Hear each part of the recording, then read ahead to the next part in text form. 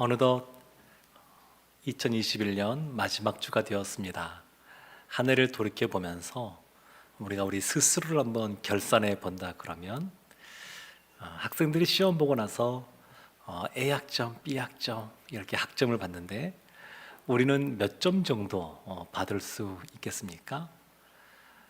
부모님들이 자녀들을 생각하면서 다 사랑하지만 특별히 더 좋아할 때 선생님들이 모든 학생들을 다 또 생각하고 위하지만 특별히 더 좋아하는 그런 학생, 또 예뻐하는 학생, 회사에서 사장님이 이런 직원은 너무 좋다, 이런 직원들이 있습니다.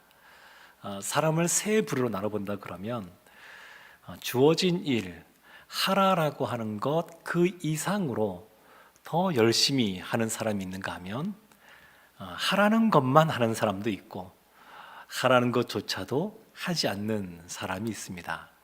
근데 사람들은 하라는 것보다 더 열심히 잘하는 사람들을 좋아하는 것 같습니다. 오늘 본문에도 보면 더 열심히 하나님 앞에 나아가는 잘하는 그러한 가정이 나오는데 예수님의 가정입니다. 예수님과 그의 부모들이 하나님 앞에 하라고 하는 것 그 이상으로 하나님 앞에 나가는 모습을 보여줍니다. 누가복음 2장 41절 42절 오늘 본문이 이렇게 시작을 합니다. 그의 부모가 해마다 유월절이 되면 예루살렘으로 가더니 예수께서 12살 되었을 때에 그들이 이 절기의 관례를 따라 올라갔다가 그의 부모가 해마다 유월절 절기를 지키러 예루살렘에 갔습니다. 출애굽기에 보면 하나님이 1년에 3번, 3차례 절기를 지키면서 예루살렘 성전에 갈 것을 명령하신 부분이 나옵니다. 출애굽기 23장 14절 말씀부터 보면 이렇게 나옵니다. 너는 매년 3번 내게 절기를 지킬지니라. 너는 무교병의 절기, 유월절입니다. 무교병의 절기를 지키라. 내가 내게 명령한 대로 아비벌에 정한 때에 2일 동안 무교병을 먹을지니 이는 그 달에 내가 애굽에서 나왔음이라. 빈손으로 내 앞에 나오지 말지니라. 맥추절을 지키라. 이는 내가 수고하여 밭에 뿌린 것의 첫 열매를 거둠이니라. 수장절을 지키라. 이는 내가 수고하여 이룬 것을 연말에 밭에서부터 거두어 저장함이니라.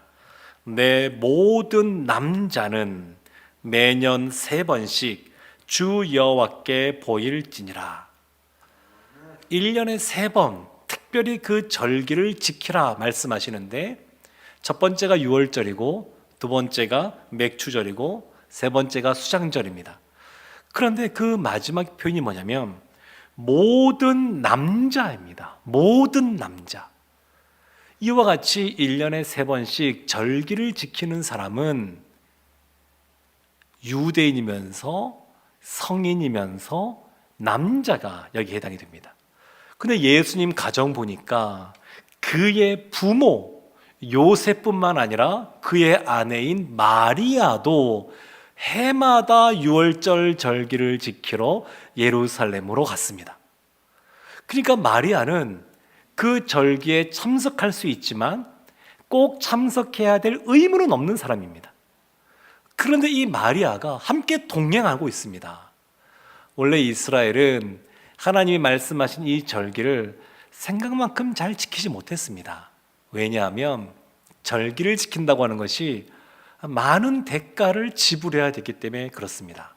그 기간이 일주일이기 때문에 예루살렘에 사는 사람들은 그냥 한 주 3주만 시간을 내면 되지만 좀 멀리 떨어져 있는 사람들은 왔다 갔다 하는 시간 그리고 머무는 시간에서 한 4주, 한 달 정도가 걸립니다.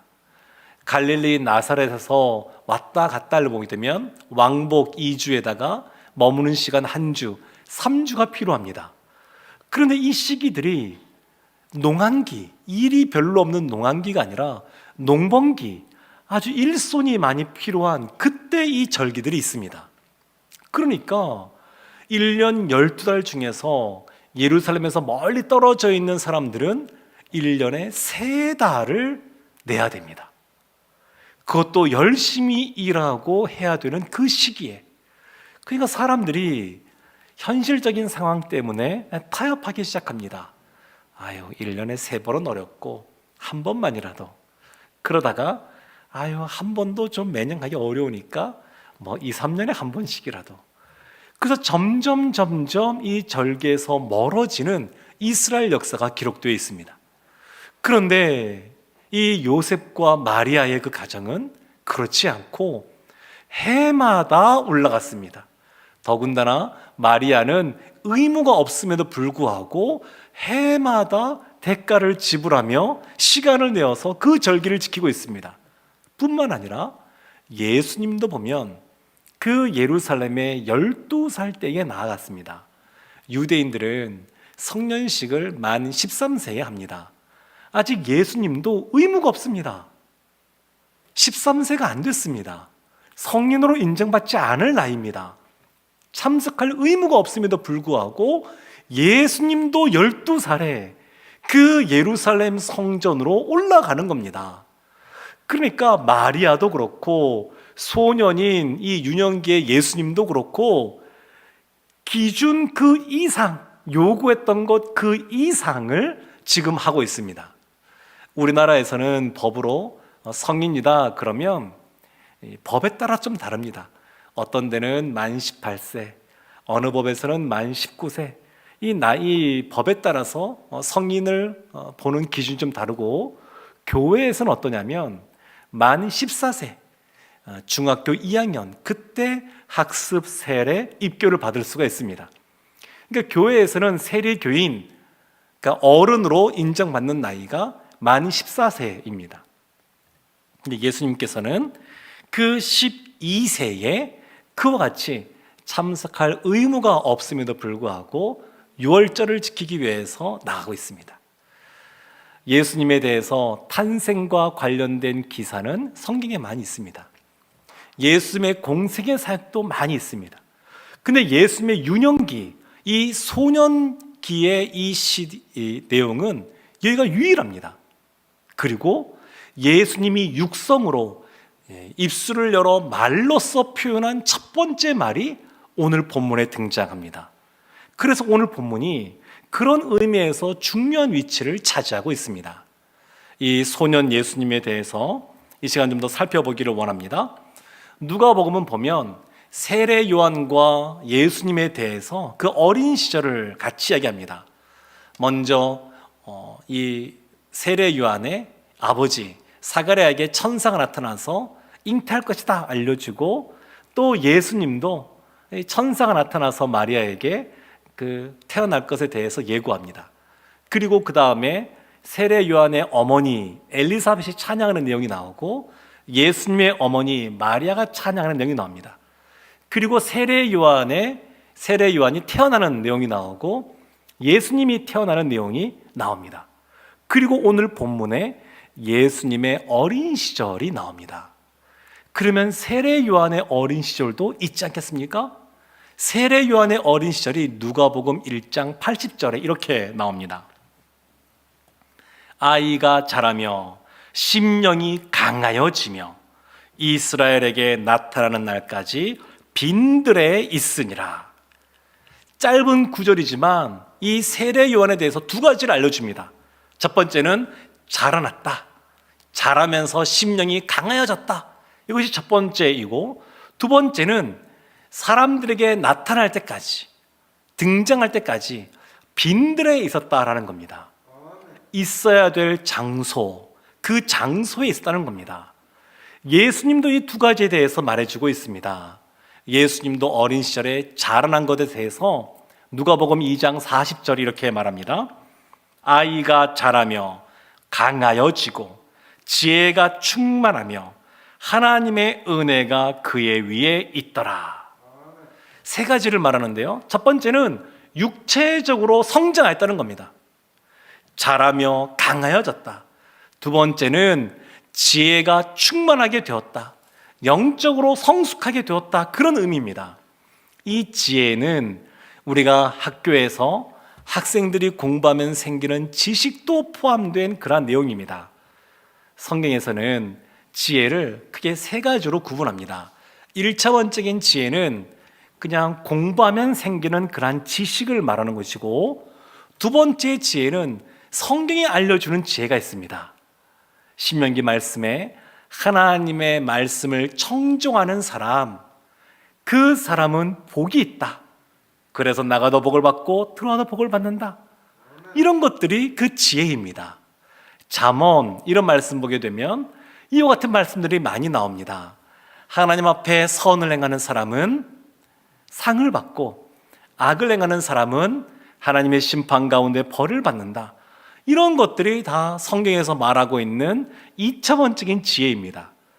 근데 이거 말고 3차원적인 또한 지혜가 있습니다.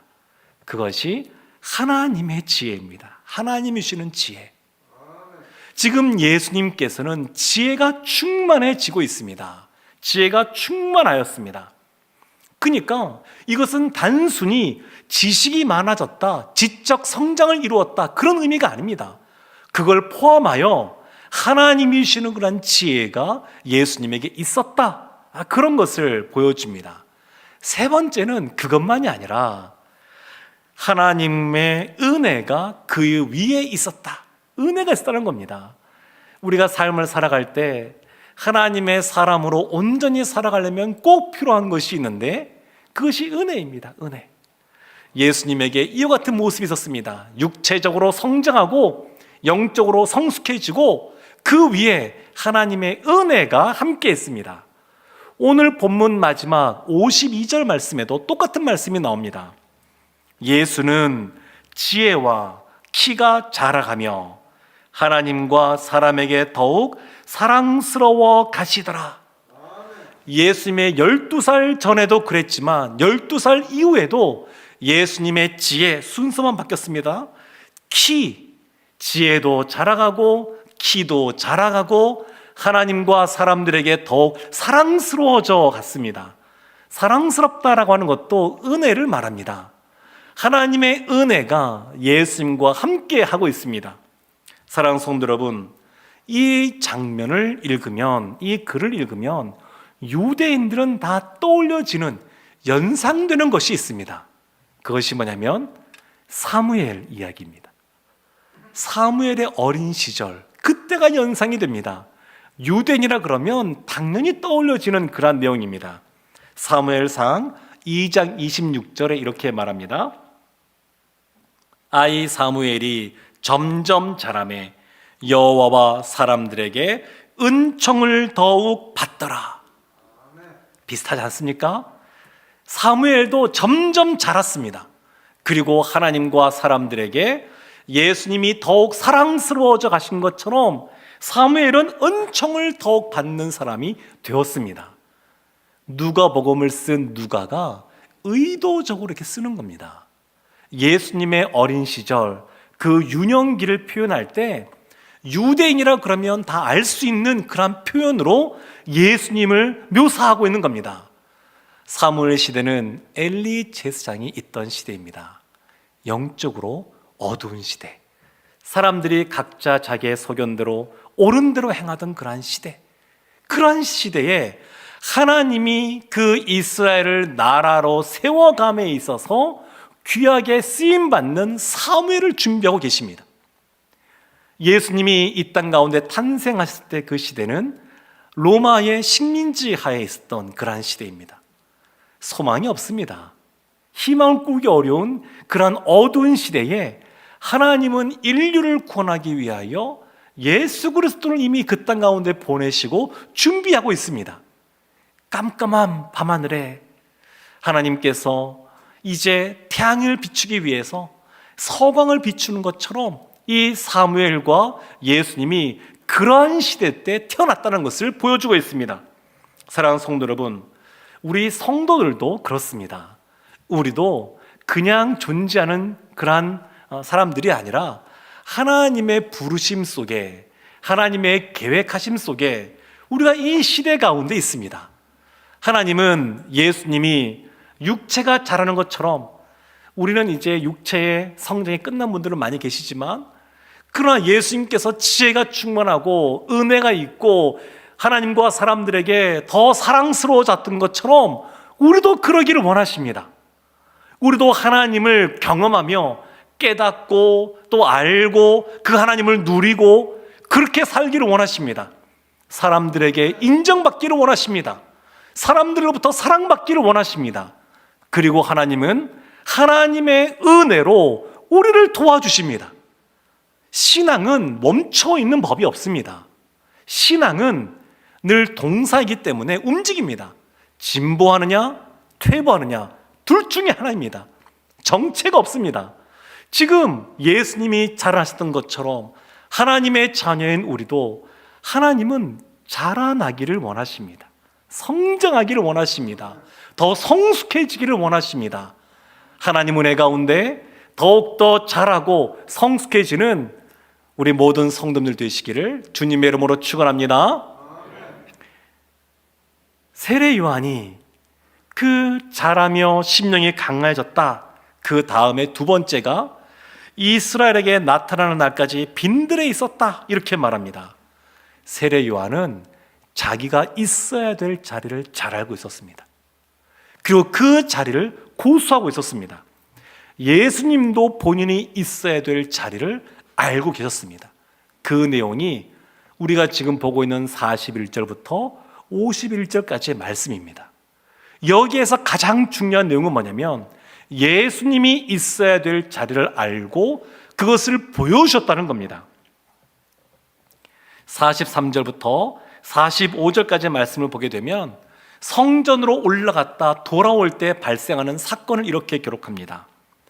그 날들을 마치고 돌아갈 때에 아이 예수는 예루살렘에 머무셨더라.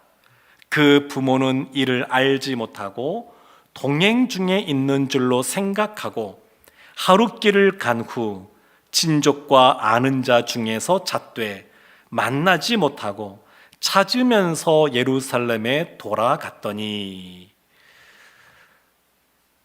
돌아가는 길에 예수님이 없어진 겁니다.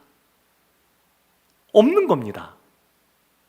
왜 이런 일들이 벌어지냐면 절기에 그 한 사람만 나오는 것이 아니라 이스라엘 남자는 모두가 다 나오라 그랬습니다. 그래서 비슷한 시기에 사람들이 출발합니다. 그러니까 같은 동네에 친족들도 있고 아는 사람들도 있고 무리를 지어서 이동합니다. 돌아올 때도 마찬가지입니다. 무리를 지어서 돌아옵니다. 다만 우리나라 조선시대 때 보면 유교 문화 때문에 남녀 칠세 부동석 이런 말이 있는 것처럼 이 당시에도 남녀가 같이 이동하긴 하지만 뭐 다 섞여서 한 무리로 움직이는 것이 아니라 여자들이 먼저 이동하면 바로 그 뒤에 남자들이 같이 이동하는, 약간의 거리를 두고 이동하는 그러한 모습들이었습니다. 지금 돌아올 때 마리아는 예수가 요셉과 함께 있겠거니 생각하는 거고, 요셉은 그의 어머니인 마리아와 함께 있겠거니 생각하는 겁니다. 이들이 따로따로 이동하다가 어디에서 그들이 만나게 되냐면 하룻밤을 자게 될 숙소가 있는 곳, 야영을 하는 곳, 그곳에서 다시 만나게 됩니다. 그 하룻길을 간 겁니다. 그냥 서로 저기 있겠거니 생각하고 그냥 출발해 가는 겁니다. 그리고 이제 자려고 보니까 만나는데 없는 겁니다.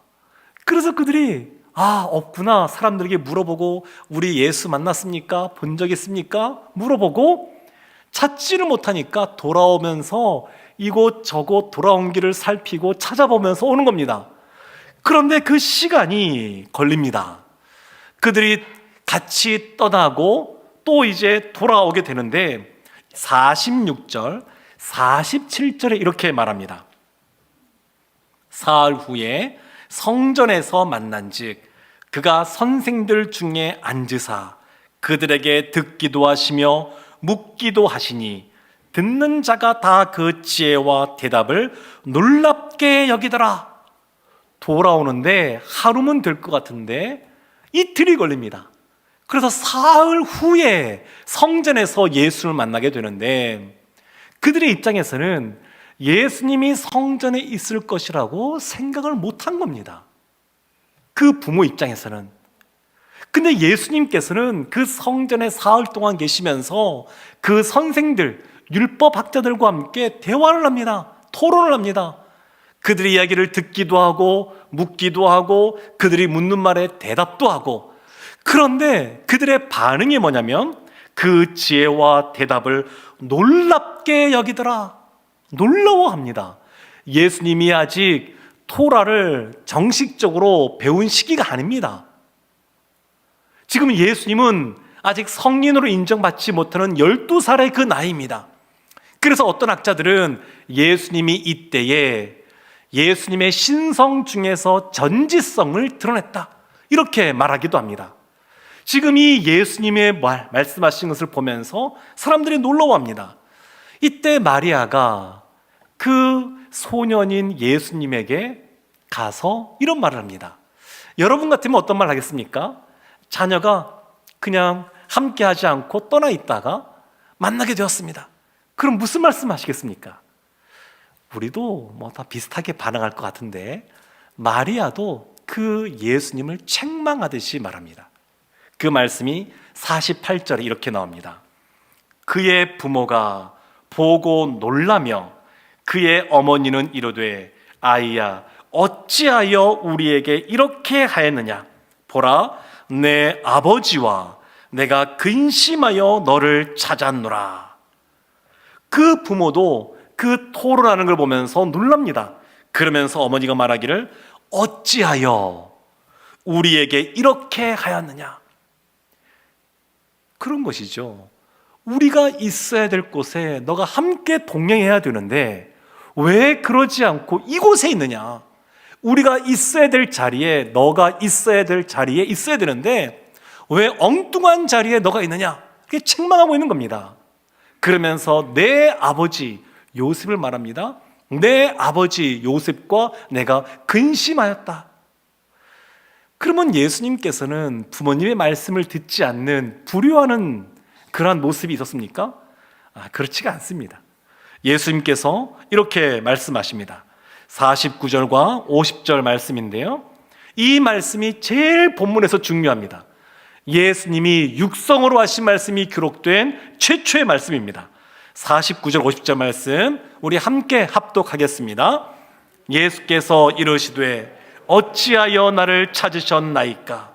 내가 내 아버지 집에 있어야 될 줄을 알지 못하셨나이까 하시니 그 부모가 그가 하신 말씀을 깨닫지 못하더라. 예수님께서 나는 내 아버지 집에 있었다, 나는 내가 있어야 될 자리에 있었다, 이렇게 말씀하고 있는 겁니다. 세례 요한이 자신이 있어야 될 빈들에 있었던 것처럼 예수님의 그 어린 시절 예수님이 있어야 될 것이 어디인 것을 보여주냐면 예루살렘 성전. 그냥 예루살렘의 그냥 시장 바닥도 아니고 성전. 왜냐하면 그 성전이 예수님의 아버지의 집이기 때문에 그렇습니다. 이사야 56장 7절에 이렇게 말씀합니다. 하나님이 이렇게 말씀하시는 말씀입니다. 내가 곧 그들을 나의 성산으로 인도하여 기도하는 내 집에서 그들을 기쁘게 할 것이며 그들의 번제와 희생을 나의 제단에서 기꺼이 받게 되리니 이는 내 집은 만민이 기도하는 집이라 일컬음이 될 것임이라. 하나님이 내 집은 만민이 기도하는 집이다, 이렇게 말씀하시는데 예수님이 이 표현을 가지고 와서 이곳은 내 아버지의 집이다, 이렇게 말씀하고 있습니다. 만민이 기도하는 집은 하나님의 집인데 그 집이 내 아버지의 집이라고 하는 것이니까 예수님이 하시는 말씀은 그 하나님이 바로 내 아버지다. 마리아에게 육신의 아버지 요셉을 아버지라고 말하고 있는 그 마리아에게 내 아버지가 하나님이고 내 아버지가 있는 집 그곳에 내가 있을 자리가 있다, 이렇게 말씀하신 겁니다. 사랑하는 성도 여러분, 우리는 자기 자리에 있어야 됩니다. 그리고 자기 자리에 있는다고 하는 것은 때론 선택을 요구받기도 하는 그러한 자리이기도 합니다. 요나는 하나님이 부르신 그러한 부름을 받았습니다. 그런데 자기가 있어야 될 니느웨가 아니라 다시스로 도망가는 배를 타게 됩니다. 일제강점기에 많은 사람들이 일본에 협력하라는 압력을 받습니다. 그렇지만 모든 사람이 다 친일파가 된 것은 아닙니다. 광야의 길인 걸 알면서도 언제 독립이 이루어질지, 그 소망이 이루어질지 불투명한 것을 알면서도 독립투사의 길을 걸어간 사람들도 있습니다.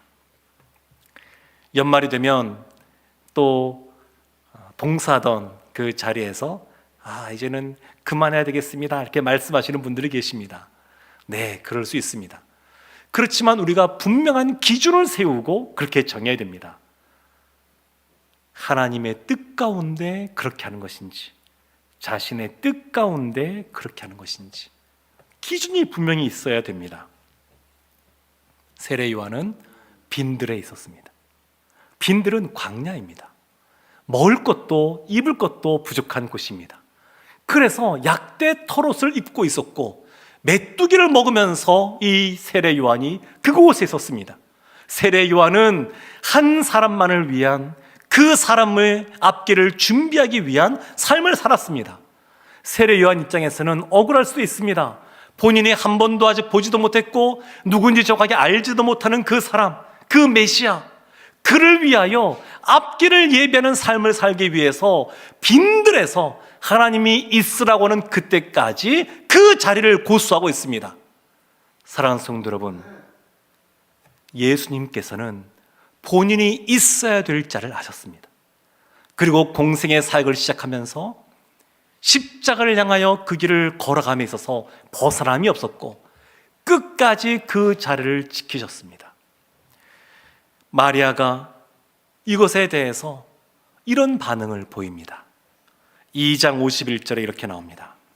예수께서 함께 내려가사 나사렛에 이르러 순종하여 받드시더라. 그 어머니는 이 모든 말을 마음에 두니라. 예수님께서 공생의 사역 시작하기 전까지 그 부모를 순종하여 받드시다, 이렇게 나옵니다. 그러니까 예수님은 부모를 순종하지 않는 사람이 아닙니다. 불효하는 사람이 아닙니다. 그것을 지금 보여주고 있습니다.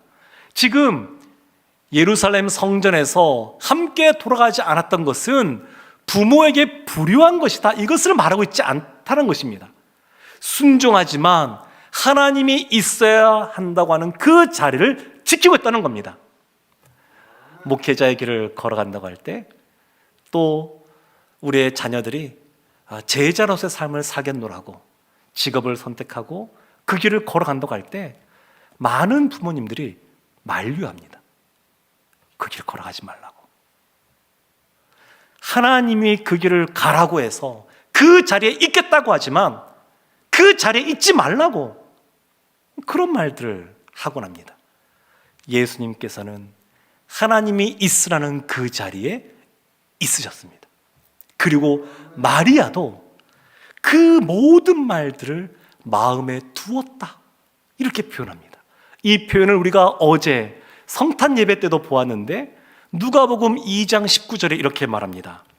마리아는 이 모든 말을 마음에 새기어 생각하니라. 목자들이, 천군 천사들이 와서 전하는 말, 그들의 칸타타 찬양, 이것을 전했던 그 말을 이 마리아가 마음에 새기고 있습니다. 예수님을 잉태할 때에도 천사 가브리엘이 했던 말들, 그것을 마음속에 새겼고, 그리고 태어날 때에도 동방박사 또 이 목자들이 하는 그런 말들을 마음속에 새겼고, 지금 12세가 된 소년 예수의 그 말을 들으면서도 마음에 새깁니다. 예수님이 어떤 분이신지 말을 듣지만 처음부터 온전히 깨닫지 못하고 있습니다. 그러나 그 말을 마음에 새기며 묵상하고 있습니다. 사랑하는 성도 여러분, 사람이 언제 변하냐면 소망이 있을 때 사람이 변합니다. 소망이 있으면 사람이 거기에 관심을 갖고 거기에 자신의 대가를 지불하고 권리를 포기합니다. 그러면서 그 안에서 변화가 나타납니다. 마리아가 처음부터 그 모든 것 다 알지는 못하지만 비록 어머니 중에서 큰 자로서 그 아기 예수님을 잉태하여 낳은 사람이긴 하지만, 그러나 이 마리아도 모든 것을 다 아는 성숙한 사람은 아니었습니다. 여전히 과정 속에 있는 그리스도인이었습니다. 그래서 이 마리아도 자기가 있어야 될 자리를 계속해서 알아가는 겁니다. 이런 말씀들을 되새기면서 묵상하면서 하나님의 뜻을 분별하고 그 자리를 지키려고 애쓰고 있습니다. 사랑하는 성도 여러분, 세례 요한이 빈들의 그 자리를 지켰던 것처럼 예수님이 내 아버지 집, 만인이 기도하는 그 집을 지켰던 것처럼 우리도 우리에게 주어진 그 자리, 하나님의 뜻 가운데 부름받고 사명받은 그 자리 지키고자 한다. 그러면 하나님이 소년 예수님에게 은혜를 더하시고 더욱 사랑스러워지게 하신 것처럼 우리에게도 은혜로 함께 하실 줄로 믿습니다. 하나님의 도와심 속에 하나님이 부르신 그 자리, 사명 주신 그 자리 잘 감당하여 하나님께 칭찬 듣는 하나님의 백성들 다 되기를 주님의 이름으로 축원합니다. 아멘. 기도하겠습니다. 하나님이 부르신 그 자리에 우리가 소망을 품고 그 자리를 지키기를 원합니다. 우리 가운데 성령의 능력으로 함께 해주시고 우리의 마음을 붙잡아 주시고 흔들림 없이 그 자리를 향하여 달려갈 수 있는 우리 모두가 되게 하여 주시옵소서. 예수님의 이름으로 기도합니다. 아멘.